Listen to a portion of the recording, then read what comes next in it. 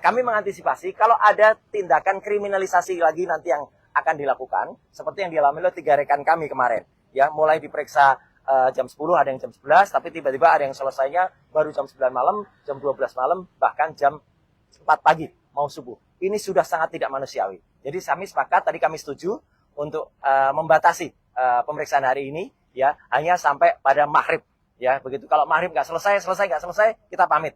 Ya, silahkan dijadwalkan lagi. Jadwalkan lagi itu berarti tetap pemeriksaan yang pertama, tidak berarti pemeriksaan yang ketiga, ya gitu, atau mundur kedua. Itu clear ya. Dan jadi hari ini kami akan jawab semua pertanyaan sesuai dengan apa yang sudah tertulis dan tersurat di dalam surat panggilan. Pertanyaan yang tidak ada hubungannya dengan yang ada di surat, yaitu tanggal 22 Januari 2025, tidak akan kami jawab. Clear ya? Karena kami itu sifatnya saksi. Saksi itu hanya melihat dan mendengar apa yang dia dengar, apa yang dia lihat. Kalau tanggal 22 itu kami tidak mendengar apapun, tidak melihat apapun, dan tidak ada di lokasi itu, ya kami nggak boleh menjawab. Saksi tidak boleh berpendapat. Yang boleh berpendapat itu ahli. Ya, kami bukan ahli di sini. Kami itu saksi yang dimintai keterangannya, bukan dimintai pendapatnya.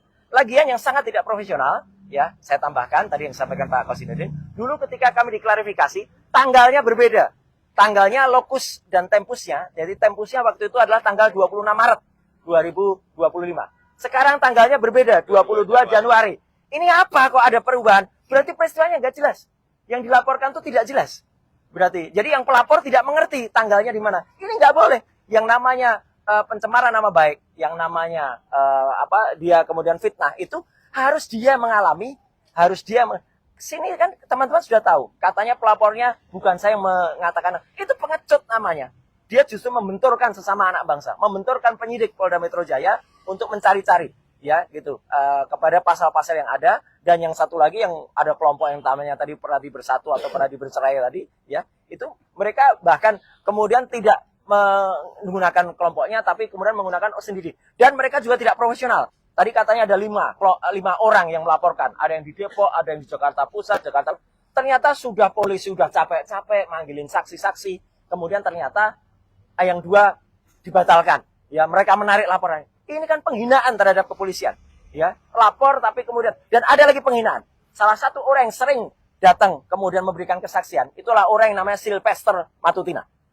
Penghinaan karena dia adalah terpidana. Orang yang terpidana selain tidak boleh menjadi komisaris, juga tidak bisa memberikan keterangan. Keterangannya harus cabut, apalagi dia memberikan keterangan yang konon sangat esensial ketika peristiwa di Solo. Itu nggak boleh, harus dianggap. Karena apa? Kalau dia masuk penjara, berarti dia nggak ada di peristiwa itu. Jelas kan? Dia nggak bisa memberikan keterangan di situ. Jadi kenapa dia bisa memberikan keterangan? Karena dia melarikan diri, tidak ditahan. Hari ini dia juga lagi mengajukan PK, tapi itu urusan lain. Kalau sampai negara mengizinkan PK dia, malu sekali negara ini. Orang yang mengajukan PK itu harus menjalani eksekusi dulu. Tapi saya kembali ke sini, ya terakhir yang ingin saya sampaikan, doakan semoga teman-teman juga sabar, teman-teman juga menunggu kami, ya. Kami akan lakukan sebaik-baiknya, meskipun kami dengar pemeriksaannya itu nanti akan ada 24 eksemplar yang di-print tiap halaman. 20 berkas ya. Ya, 24 berkas, ya tiap halaman. Jadi kalau berkasnya ada 10 halaman, ya 240. Ngeprintnya bisa 3 jam. Ya gitu. Jadi moga-moga kalau memang pelapornya itu memang punya niat baik ya, dia tidak akan mengerjain petugas kepolisian Polda Metro Jaya untuk mengerjakan hal yang konyol.